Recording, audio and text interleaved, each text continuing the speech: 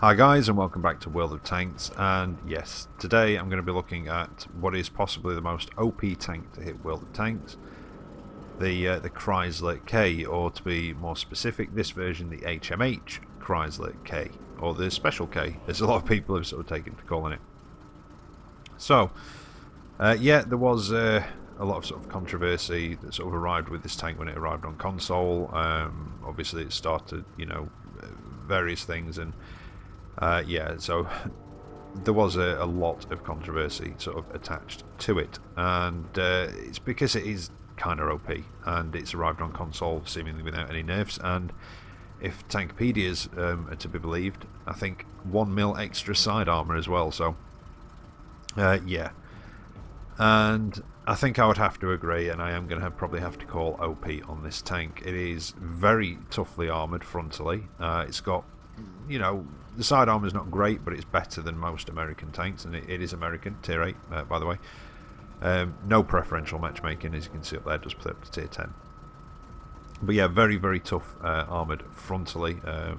Hull and lower glacis. Lower glacis is physically thicker than the upper, even though it doesn't have the same quite sloping on it, but it's still very, very tough. The front of the turret is very tough, and not only that, coupled up with that very tough armour, it also has pretty damn good mobility. It's got a great power to weight ratio, really good actually, better than a lot of medium tanks, and its hull traverse as well is pretty damn good, so it's quite easy to keep the front facing towards an enemy even when they're trying to circle you. So yeah, very yeah, I'm gonna have to call it OP. Now, it's not a sort of god mode tank as some people think. It can be taken down. If you could just go charging straight into battle, that's probably going to happen.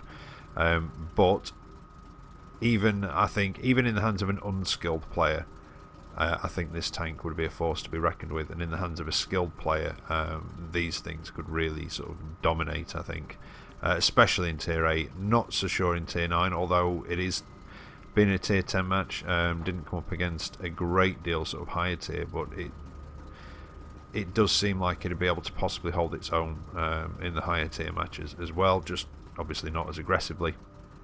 But in tier 8, this thing really can dominate. In fact, the only thing that sort of keeps it even remotely slightly balanced is the gun, and it's a 105 gun. It's pretty much the same as you get on the T32 and the T29, but it does have improved stats, not sort of pen and damage, but it has improved rate of fire, etc., over the version on the T32. So we'll have a look at that one now.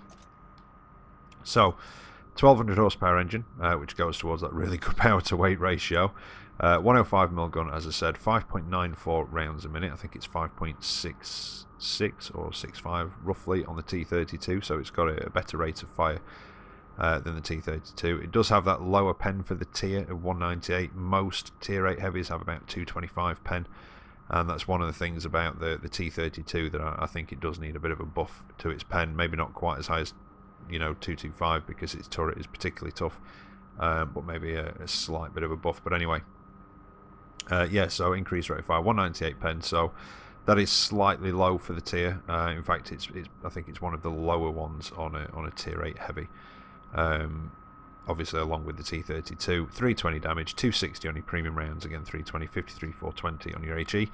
1.9 second aiming time. I think it's something like 2.3 seconds on the T32, so yeah, big increase there, really good aiming time.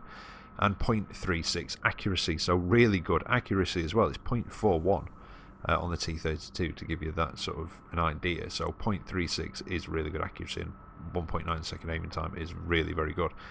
And 32 degrees of hull traverse as well. And don't forget, this is a heavy tank. It's not a medium, this is a heavy, so yeah, 32 degrees on the turret traverse, again, is pretty damn good for a heavy tank. Only 24 on the turret, which is slightly less than on the T32, which I think is about 25, 26. But to give you an example, the T32's hull traverse, I think, is only 26 degrees, so yeah, big difference there. 380 meter view range, which is slightly lower. Most of them around the tier, apart from like the Russians, are around 400, I think. T32 is 400, so yeah, it is a little bit less on the view range, but I've just stuck some coated optics on it as well. So Yeah, apart from the pen, the gun has some pretty good sort of stats to it. You know, like I said, great aim time, great accuracy. Rate of fire is not bad, increased over sort of, you know, the T32 with the equivalent gun. So yeah, it kind of, the gun works. You are going to have to use a few premium rounds in your higher tier matches, like you probably would in a T32, especially a tier 10. And even then, you're probably going to have to flank as well with only 260 pen. Some of those tier 10s are very, very tough frontally as well. Equipment wise, well, I've just gone for a vertical stabilizer, gun lane drive, and coated optics. Coated optics because the view range is a little bit lower anyway, so it just brings it up. And because it is quite mobile, in fact, the only thing that limits it really is its top speed, which is set at 35 kilometers an hour. Gun lane drive, not gun lane drive, vertical stabilizer, because obviously it helps with turret rotation, and quite often you might just be turning your turret just sort of sat keeping your front towards the enemy or staying hull down. And if you can find a hull down location or somewhere to hide your lower glacis in a tier 8, you are almost impenetrable from the front. Not quite, they can get your commander's hatch, but it's, you know, it's not easy. And I think in tier 9 and 10 matches, if you can find just a full hull down location, you're going to be quite tough to get out of there. But yeah, the vertical stabilizer just helps obviously on the move and with turret rotation. Gun drive, gun rammer, because, well, better rate of fire is always good. Consumables, I've just gone for the standard again. Supplies wise, well, it's 1,000 for your standard rounds, 4,800 for your armor piercing, which is your premium, and 680 for your HE. Something else that's also worth mentioning as well, it carries a lot of ammunition, 100 rounds of ammunition. T32, and you know, I'm comparing it to that. It doesn't look much like it, but I'm comparing it to that because it's got the most similar gun. It's, you know, tier 8 tech tree heavy sort of thing, so that's why I'm sort of, you know, comparing it to that. And 43 rounds in the T32, you know, that's not bad. That's quite a few rounds, but this carries 100, which is a hell of a lot of rounds. Really surprised by that one. Skill wise, well, again, this is on the press account, so I'm not going to get too bogged down in skills. It's a heavy tank, it's got good hull traverse, the terrain resistances aren't too bad, so it's kind of how you really want to set your heavy tank skills out. I mean, I suppose you could put something like clutch braking on it just to improve on the already good hull traverse, but you definitely want repairs on it, and probably track mechanic as well, because you're going to get tracked a lot in this thing. I've spent a lot of time tracked in it so far, so yeah, that is something that I would recommend to get on it. But let's have a look at the well, at the actual details of it as well. Bonuses, by the way, while I'm here. Where are we? 50% silver bonus and 10% XP bonus, and the price as well was a bit of a pleasant surprise actually. It's in the store at the moment at about 12,800, I think. Something like that, and considering the Alpine Tiger with the same sort of bundle with the same premium time and what have you was 15,800. Yeah, it's not bad, and so price wise is alright, and the Tankopedia cost is 11,840, which isn't much more than a Lerva.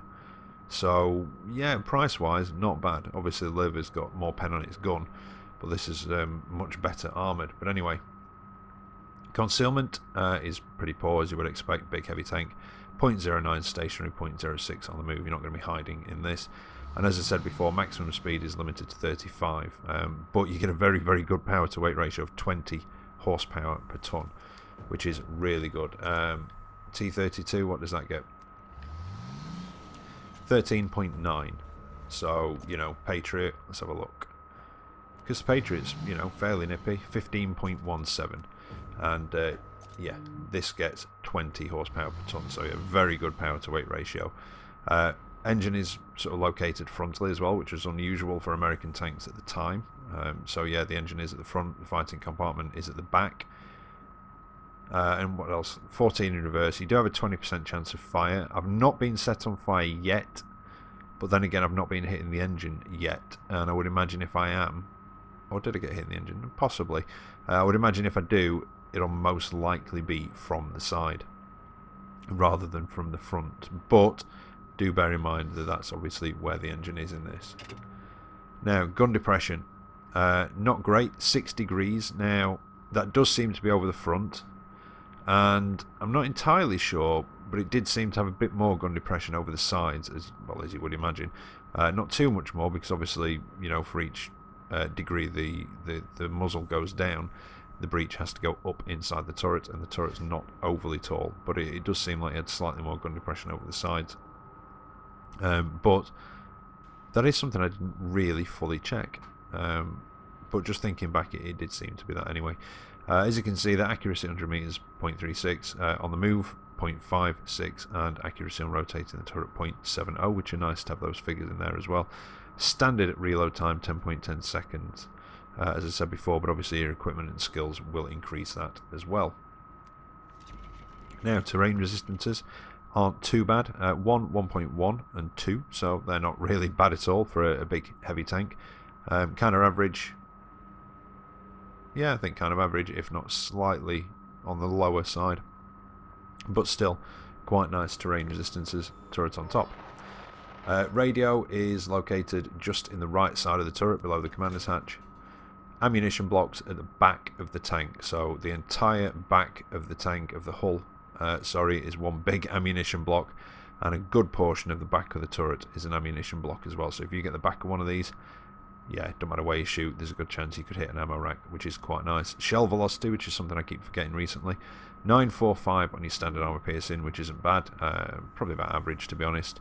And your APCR get 1181 meters a second, so just over 1,001, well, nearly 1,200 meters a second. So good shell velocity on your APCR, and not bad on your armor piercing. Crew members, well, as it says in the description, they were basically all intended to sit inside the turret, including the driver. So everybody is up in the turret. So in there you've got the driver, the loader, the gunner, and the commander, who I'm assuming doubles up as the radio operator, which is a very unusual sort of arrangement for the time, and kind of unusual now, I think, as well. I think people have tried it, but there were various difficulties with obviously keeping the driver facing the right way, etc. So yeah, a bit of an unusual placement, so you've got no crew members in the hull whatsoever. Now, armour-wise, yeah, very tough frontally, so let's have a look. Basic figures: 152 on the front of the hull, 102 on the side, and 76 on the rear. And then the front of the turret is 254, 127 on the sides, and 89 on the rear. So very weak rear armour, which is something, you know, you'd expect. And I guess what I'm saying about this is front towards enemy at all times. Although, you know, you can angle it as well, and it just increases the overall thickness. But as you can see, not really any weak spots on the front. The only one I could even see, really, apart from the commander's hatch, is just above the front tracks. You see there, where the hull comes over the side of the tracks, there is that small gap there. On the actual model, it's covered by a mud flap, but it's only the only real weak spot I can see frontally. You can, and I have, I think, been penned through the lower plate. There's more at a distance. As you get closer, obviously the angle increases on it, but that is thicker than the upper glacis as well. So let's have a look at the actual, oh, wrong one. Let's have a look at the armour bands. So 1 to 20 are tracks, and they do act as spaced armour, and small bits underside the hull you can just see there above the tracks, and I think that's it. 21 to 30 is the hull floor, and just part of the turret ring there. 31 to 50 is the top of the turret, top of the commander's hatch, and the sort of full top deck. 51 to 70, some small strips around the top of the turret. The turret is a bit of a patchwork of sort of armour bands and sort of thicknesses, and don't forget these are just the physical thicknesses. Obviously rounding, angles, you know, add to the effective thickness. 71 to 90, those bits above the tracks I saw, which will be tricky to hit, but you know, might be an option if you can't pen it anywhere else. A small portion just behind the gun mantle there, and the whole rear of the tank and the rear of the turret fall into that bracket.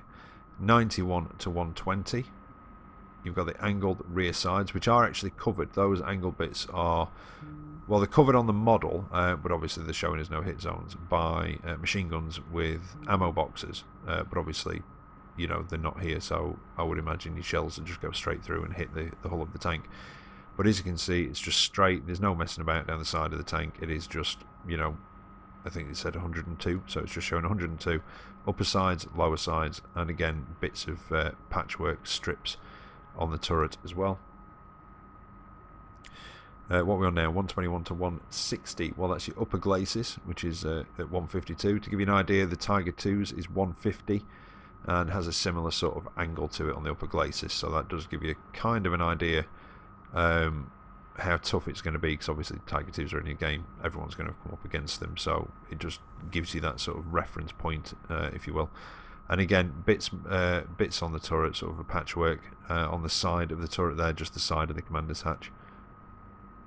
161 to 190, well, that's your lower glacis.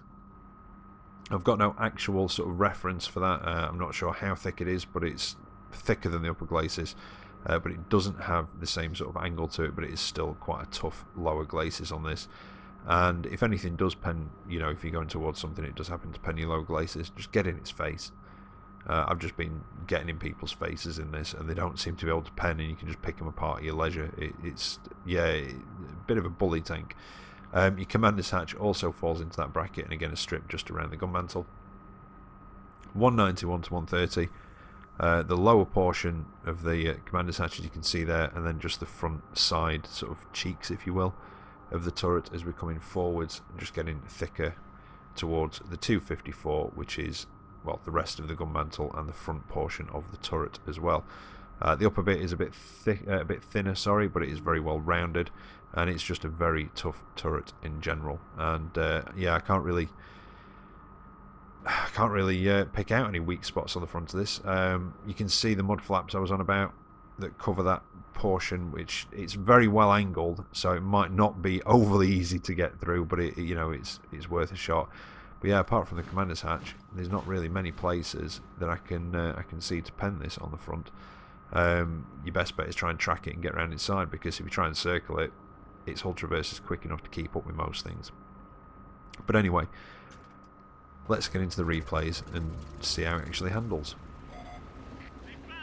Right, so this isn't the first sort of full replay. This was just part of the first match that I played in this.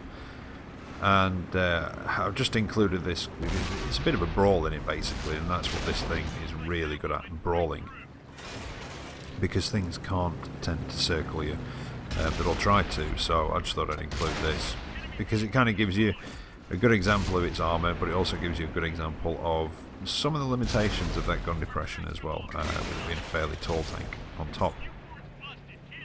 And yeah, IC-130 is coming out to get a shot, but I've managed to reload just in time, because I've got that slightly better reload. And you'll notice I'm just ignoring the Fatherland, because he can't pen me. The guys at the side can, so that's the one. They're the ones that I'm focusing on.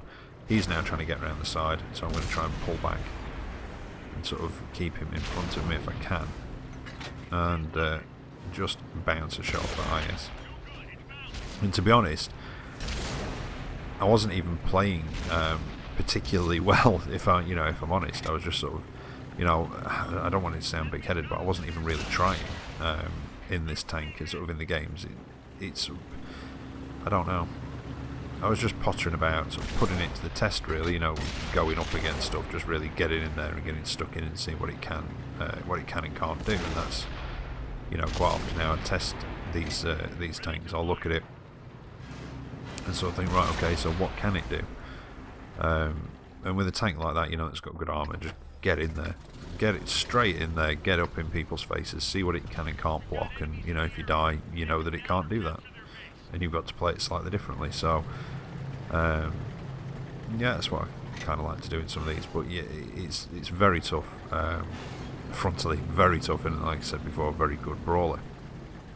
The only thing is that gun is low pen, but it's manageable. Everything else makes up with it, because you can kind of just sit there bouncing shots while trying to pen them until you do. So it's not too bad. And when I said that I wasn't really sort of trying in this, it wasn't to sound big-headed. It's just, I don't know, I didn't really have to try very hard in it, if you see what I mean, to do a lot. I mean, these two, both of these replays, this is a tier 8. And I'm platooned up with my wife. She has a bit of a frustrating game, unfortunately. And both of them are ace tanker games. But again, it's only just come out today, so I'm not putting too much stock in the ace. But they are average games. They are the sort of average kind of games I've had in this. And like I say, I wasn't really sort of trying too hard. I was just having a potter about, having a bit of fun, seeing what it does. So, you know, this thing is capable of so much more that I'm going to show in these replays, but I think both of these replays will give you an idea of what it, you know, of what you can expect on sort of, you know, maybe an average game where you go on way not many other people do, etc. That sort of thing. And hopefully give you an idea of its sort of strengths, which are quite a few, and weaknesses. Now, I have had my engine damaged. I think it's the 4502A has managed to pen my lower plate, I think it is, twice. Not sure what shells he was using, but that one's gone through. And again, I'm kind of ignoring the Fatherland and using him to cover my lower plate without giving too much of an angle of the side of the tank to the 4502A, and I'm trying to also block them from shooting at my wife, who's sat behind me, but unfortunately they seem to both want to focus on her. So I'm trying to take down the 4502A, keep the Fatherland busy. He seems to be ignoring me now. Managed to take out the 4502A. I think the Fatherland has just killed my wife in the Super Sherman. But now I've got the Fatherland pinned, and he is screwed. Plain and simple. I've got him pinned against that wall. He cannot pen me, and I'm just going to sit and put them through that weak spot on top of his turret, because I'm just tall enough to hit it and overmatch it. There we go. And yeah, you can see he's looking for somewhere just to pen the front of this. And if you can get up in that position, up in front of somebody, they're going to really struggle. Now, I knew there was a medium over there. I'd seen him on the map. Can't quite see him yet because I'd had my commander's viewports broken, which I think limits your view range, if I remember rightly. There he is. Gun's damaged again as well. Oh yeah, that's another one. The gun one for being more accurate with a knackered gun. That's a good one, because I keep getting the gun knocked out on this. In fact, I think I might have had it damaged possibly in every match and had it knocked out fully in one or two. So, and again, it's because people kind of don't know where to shoot you to pen you. He managed to pen me in the side. He's managed to pen me once more. I don't know if it was my lower glacis or whether it was as I was coming across. He had a bit of a better angle. He's above me, so it does reduce the angle on my front. But as you can see, I mean, the power to weight ratio on this, its acceleration is pretty damn good. Coupled, you know, obviously that goes towards its hill climbing ability as well, and its hull traverse. You know, things have been trying to circle me in this today, and have been very surprised when I've been able to just keep the front pointing straight at them, and they have not been able to get around me. Here he is. But yeah, just straight down the hill, pushing him down, tracked him. Can't quite get my gun down, only just to hit his hull. Very, very close, but now, again, right up in front of him. And there's pretty much nothing he can do about it. And yeah, just nudging him, taking off a little bit of health each time. So yeah, definitely, obviously, you want repairs. Track mechanic, because you will spend a lot of time tracked. And I think, is it armourer? The one that sort of makes you more accurate with the damage gun. Because again, people don't know where to pen you, so they'll just sort of fire, they'll try and hit your turret, you know, they might try and hit your gun to knock your gun out. And it is definitely one to have on there. As I said before, I've had the gun damaged in every single match I've been in. And I know, well, as you saw, I've only got about 10,000 XP on it, so I've not been in loads of matches. I don't get a daily double on these on the press account. It's just to do with that, basically. The daily double isn't activated. So I've not had a daily double in it or anything. But I've not really had to play many matches in it. It's just one of those tanks that you can sort of, you know, you can get a feel for it after a match or two. Definitely. And it kind of reminds me of a sort of Tier 8 4502B in a way, you know, the German Tier 9 heavy, or one of the German Tier 9 heavies. Just obviously with better mobility. But it's still OP, like I say. You know, even with the lower pen on the gun, the armour and the mobility sort of put together, everything about it sort of coming together makes it kind of OP. And if it had got a faster top speed, it would be ridiculous. You know, it's a good thing that its speed is limited to 35, because it just would be pretty damn ridiculous if it wasn't. But there you go. Came at that with an ace again. I don't put too much stock into it on sort of day of release. High caliber sniper, 3,800 damage and 2,800 blocked. And again, you know, not to sound big-headed or anything, but that was really sort of without even trying. As I said before, it's not sort of a god mode tank, but it, you know, it kind of feels easy, and I think even in the hands of a noob, or well, not a noob, or a new player, an unskilled player, it can do very well. And I think if I'd have, you know, if I'd have really put a lot more effort into, not effort, I'm trying to think of the right words. As I said before, you know, I didn't really feel like I had to try very hard in this tank. There are some tanks that you know you have to work hard in to get a good game out of them, to get a good performance, because of however they are, or you know, even if they've got fairly decent armor, you've still got to work for it, and you know, angle your armor properly and everything else, and work to get that damage done and everything else. Whereas this, I think that's probably better. Not so much that I wasn't trying hard, but it just didn't feel like hard work. It didn't feel like you had to work hard in it, and I think if I had have worked a bit harder in it, instead of just sort of going along and seeing, I kind of wanted to see how easy it was to use, and how easy it was to do well if you didn't put, you know, if you didn't put loads of sort of, I don't know, I can't even think of the words. I don't want to say effort, because it sounds like I didn't put any effort into it, but you know, I wasn't sort of really trying hard, thinking particularly tactically, you know, using loads and loads of skill. I just wanted to see how well you could do in this if you were sort of more of an average skill player, or maybe a newer player, that sort of thing. And I'm not saying that, you know, I'm a fantastic player. I'm all right in some tanks. I'm better in some than others. You know, I'm not up to the skill level of a lot of people out there. But yeah, it does kind of. And as I said before, you know, it's not a god mode tank, and I wouldn't say it's an easy mode tank, but it's definitely an easier tank to play, and seems to be an easier tank to do well in, but I wouldn't say it was an easy mode. You've still got to put a bit of thought into it, but you know, that, like I said before, this thing in the hands of a skilled player, or just by putting, you know, your skill and your tactics and everything else into it, this thing could be capable of some really massive sort of damage and blocks and what have you. And the only thing that really kind of poses a threat to it is arty, but you know, you are mobile. It's not as though you're particularly slow, it's just your top speed's limited a bit. And this is I think this is a tier 10 match. I don't think I come up against anything particularly tough, although I do go at this Martian, but he never actually fires back at me. I think Artie has a go possibly, and a couple of others.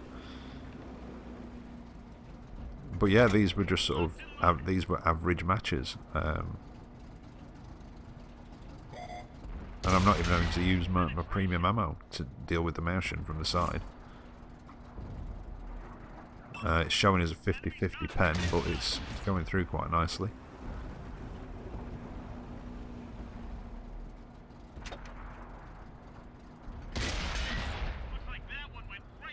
Now my gun's not damaged at the moment. I'm just taking a bounce from something up there. Now that one hit. I don't know if that was through the... I'm assuming it was through the commander's hatch, not the turret roof. But at the moment I'm just taking bounces, or it's getting eaten up.